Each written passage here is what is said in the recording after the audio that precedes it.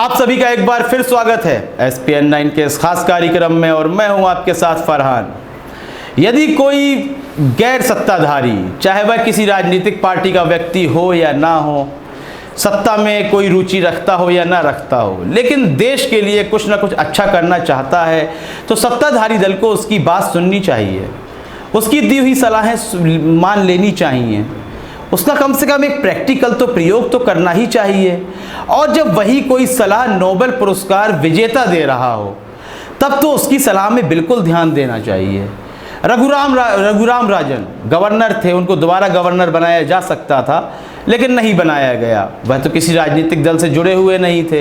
हो सकता है कि मौजूदा सत्ताधारी दल के दिमाग में यही हो कि वह कांग्रेसी गवर्नर हैं और वह देश की अर्थव्यवस्था को चोट पहुंचाएंगे जब भाजपा की सरकार होगी।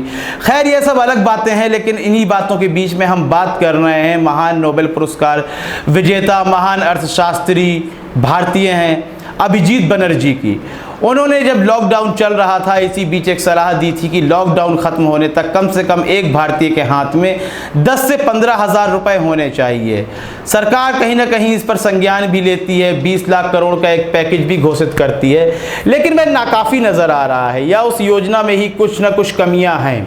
फिर से अभिजीत बनर्जी सामने आते हैं, अपनी पत्नी के साथ थे और वह सलाह देते हैं कि कम से कम कह रहे हैं कि लॉकडाउन के चलते 3 महीने, 4 महीने, 5 महीने, लेकिन जब तक ये परेशानी रहती है प्रत्येक भारतीय के अकाउंट में 1000 रुपए तो भेजे जाने चाहिए सरकार के द्वारा। अब रकम को कुछ कम कर दिया गया है, लेकिन सरकार इस बात पर कितना संज्ञान लेगी यह भी सोचने वाली बात है। 2 करोड़ महिलाओं के लिए 3 महीने तक 500 रुपए देने की बात की है सरकार ने। हंसी भी आती है क्योंकि आप खुद सोचे 500 रुपए में क्या एक परिवार चल सकता है? आप परिवार को हटा दें, क्या एक अकेला व्यक्ति 500 रुपए में अपना घर चला सकता है, जहां बिजली का बिल, घर का किराया, सब्जियां वगैरह भी पैसे की ही लेनी है। सरकार द्वारा जो राशन मिल रहा है उसमें चावल, गेहूं और चना इत्यादि ही तो है।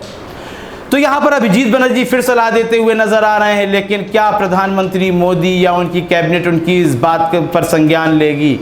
क्या वाकई में अभिजीत बनर्जी की सलाह पर यदि कार्य नहीं किया गया तो देश के नागरिकों को एक बड़ा झटका लगेगा? क्या उनकी अर्थव्यवस्था इतनी डामाडोल हो जाएगी कि भुखमरी का वह शिकार हो जाएंगे या आत्महत्या करने पर मजबूर हो जाएंगे? भारत सरकार ने मौजूदा समय में जो नीति दी है, 20 लाख करोड़ का पैकेज सुनाया है, तो उस पैकेज से केवल गरीब लोगों को, किसान हो, मजदूर हो, उनको एक लोन प्राप्त होने वाला है। लोन की रकम मुहैया करवा दी जाएगी, लेकिन आपको पता है कि लोन की रकम को वापस लौटाना पड़ता है। किसानों का मुद्दा लगातार चलता चला आ रहा था कि उनका कर्ज माफ करना है, कर्ज माफ करना है। उन्हें भी तो लोन ही प्राप्त करवाया गया था, कर्ज दिया गया था, लेकिन देखिए उस कर्ज के चलते ही, उस लोन के चलते ही राजनीतिक पंख लग जाते हैं कि हम किसान का कर्जा माफ करेंगे और हम किसान का कर्जा माफ करेंगे।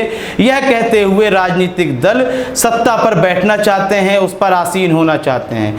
तो क्या मौजूदा समय में भी जो लोन बांटा जाएगा तो यह भी राजनीति का एक विषय बन जाएगा कि हम कोरोना लोन माफ करेंगे? क्योंकि आप यह बात बिल्कुल भूल जाइए कि जो व्यक्ति पहले से ही कर्जदार है वह लोन लेकर वापस सरकार को पैसे लौटा पाएगा। तो क्या इस बात से सरकार रूबरू नहीं है, परिचित नहीं है? बिल्कुल परिचित है, लेकिन यह भी एक राजनीति का हिस्सा बन जाएगा आने वाले समय में, ऐसा मुझे लगता है। और आपको क्या लगता है आप कमेंट सेक्शन में बताएंगे। तो कमेंट सेक्शन में अपनी राय दें, कार्यक्रम को लाइक करें, ज्यादा से ज्यादा शेयर करें और चैनल को सब्सक्राइब अवश्य कर दें। तब तक के लिए इजाजत दीजिए, धन्यवाद।